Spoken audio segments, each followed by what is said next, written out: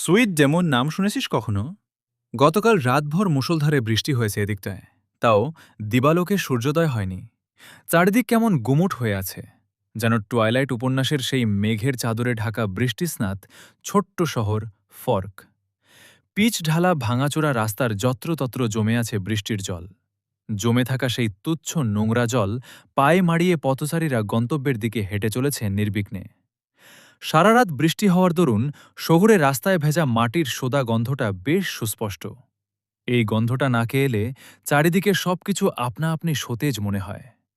Local বাসের কর্নারের সিটটায় বসে কানে ফোন নিয়েই ধুয়ে মুছে সাফ হয়ে যাওয়া বৃষ্টিস্নাত যান্ত্রিক শহরটার দিকে চেয়ে চেয়ে লম্বা শ্বাস নিল ঈশানী।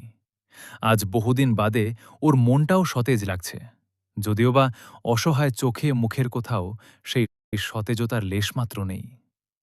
ভীত হরিণীর মতে নীলরঙা জলজলে চোখের মণি দুটো তখনও বাসের জানালা ভেদ করে বাইরেই নিবদ্ধ তার। এমন সময় হুট করেই উক্ত প্রশ্নটা করে বসে ফোনের অপর প্রান্তের মানুষটা। ৮০০ মতো মানুষ গাদাগাদি করে দাঁড়িয়ে আছে লোকাল বাসে। প্রতিদিন সকালে কর্মস্থলে পৌঁছানোর এই কঠিন যুদ্ধে কেউ কাউকে এক চুল ও ছাড় দিতে নারাজ তারা। বাসটা ঠেলাগাড়ির মতো ঢ্যাকঢ্যাক করে সামনে এগোচ্ছে। এমন একটা অসহনীয় বিরক্তিকর সময়ে ফোনের মধ্যে এই ধরনের গপ্প জুড়ে দেওয়া কেবল জিসানের দ্বারাই সম্ভব। এর বাইরে গিয়ে যদি ভাবতে হয়, তাহলে হয়তো ছেলেটা ঈশানীকে বিরক্তিকর পরিস্থিতিতে সামান্য কমফোর্ট করার চেষ্টা চালাচ্ছে। ওই জন্য এসব দার্শনিক কথাবার্তা বলা আর কি। ঈশানী যে মেয়ে, বুক ফাটবে তবুও মুখ ফুটবে না ওর।